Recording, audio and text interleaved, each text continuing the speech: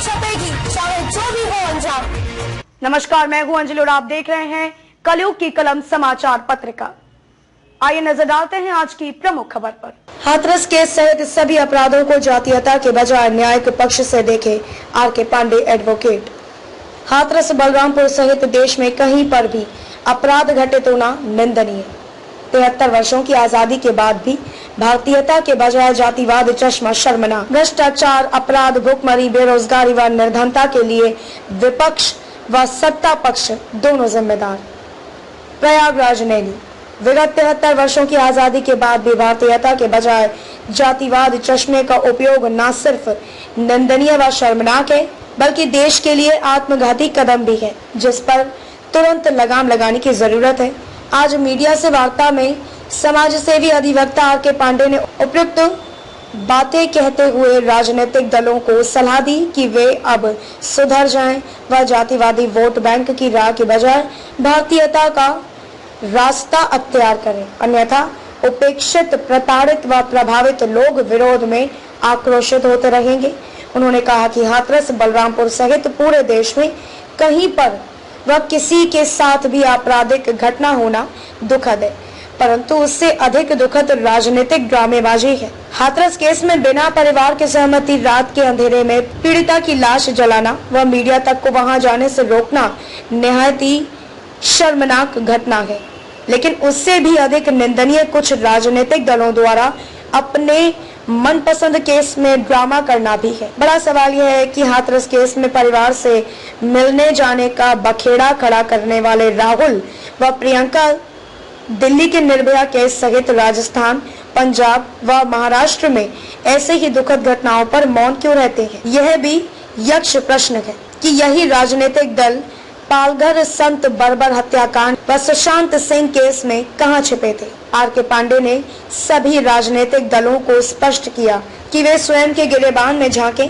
व आकलन करके बताएं कि क्या वे सभी भारतीयों के लिए निष्पक्ष सोच रखते हैं। पिछली सरकारों से नाराज होकर ही मतदाताओं ने वर्तमान सरकार का गठन किया है व कुछ मुद्दों पर वर्तमान सरकार से भी असंतुष्टि हो सकती है, परंतु विपक्ष व सत्ता पक्ष यह बताए कि 73 वर्षों के लोकतंत्र के बाद भी अभी तक देश में भ्रष्टाचार, अपराध, भुखमरी, बेरोजगारी व निर्धनता के लिए क्या वे स्वयं जिम्मेदार नहीं हैं। उन्होंने कहा कि विधायिका, कार्यपालिका व न्यायपालिका के लिए यह विचारणीय है। आज लगभग हर आपराधिक वारदात में जनता सीधे एनकाउंटर की मांग क्यों करती है। कहीं ऐसा तो नहीं कि आम जनमानस का पूरे सिस्टम से विश्वास ही उठ गया है, जिसे सही करने की जवाबदेही सिस्टम में बैठे हर व्यक्ति की है। उत्तर प्रदेश प्रयागराज नैनी से कलयुग की कलम समाचार पत्रिका के संवाददाता सुभाष चंद्र पटेल की खास रिपोर्ट। जय हिंद, जय परम सत्ता परिवार की, जय भारत माता। आजकल देश में हाथरस केस पर एक बड़ी बहस छिड़ी हुई है और वास्तव में यह केस बहुत ही निंदनीय है, खास करके तब जब रात के अंधेरे में, वो भी बिना परिवार के सहमति के, पीड़िता की लाश जला दी गई। सवाल तो बनता है कि सरकार व पुलिस क्या छिपाना चाहते हैं, लेकिन एक बड़ा मुद्दा यह भी है कि 73 वर्षों की आजादी के बाद भी आखिर हर केस में जातीयता कहां से आ जाती है। क्यों नहीं हम भारतीयता की बात करते। और जिस तरह से राहुल व प्रियंका आदि कुछ विपक्षी नेता हंगामे की स्थिति खड़ी कर रहे हैं हाथरस कांड पर, मैं पूछना चाहता हूं कि यही राहुल गांधी, प्रियंका आदि पालघर संत हत्याकांड, सुशांत केस में चुप क्यों थे। इन्होंने दिल्ली की निर्भया केस में क्या कोई आंदोलन किया था। ये आज बलरामपुर, आजमगढ़ सहित देश के अन्य भागों में हो रहे अन्याय, अत्याचार, अपराध के खिलाफ चुप क्यों है। विशेष रूप से राजस्थान, महाराष्ट्र व पंजाब आदि राज्यों में हो रहे अपराधों पर राहुल, प्रियंका चुप क्यों। विपक्ष को आवाज उठाना चाहिए, लेकिन केवल जब आप एक पार्टी को टारगेट करके बोलेंगे तो समस्या तो पैदा होगी।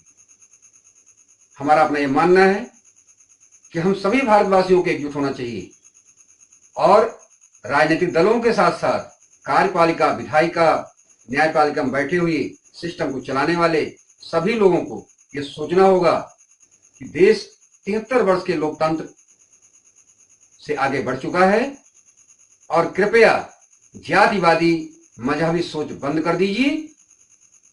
भारतीयता के आधार पर चलिए, हर किसी को न्याय दिलाइए, जहां भी अत्याचार अपराध हो उसके खिलाफ आवाज उठाइए। और यदि ऐसा नहीं करते तो राजनीतिक दल सोच लें कि जनता जागरूक है।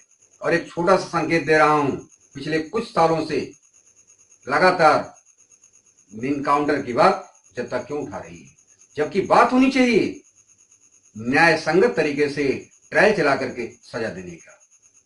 तो इसलिए हम सभी भारतवासी एकजुट हों, सभी राजनीतिक दल सुधर जाएं, कार्यपालिका, विधायिका, न्यायपालिका में बैठे हुए लोग ये विचार करें कि अब कृपया जातिवादी सोच बंद कर दें, भारतीयता के हिसाब से काम करें। कहीं भी अपराध होता है वह निंदनीय है। और एक बड़ी बात, सवाल सत्ता पक्ष और विपक्ष से है।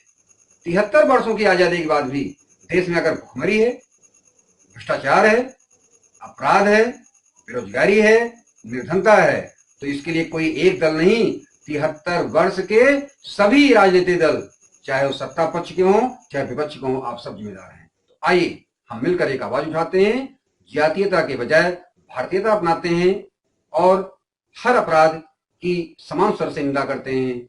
सत्यमेव जयते। मैं आर.के. पांडे, परमेन वेलफेयर सोसाइटी प्रबंधक। खबरों में अब तक के लिए बस इतना ही। मिलते हैं फिर किसी खास खबर के साथ। तब तक के लिए नमस्कार।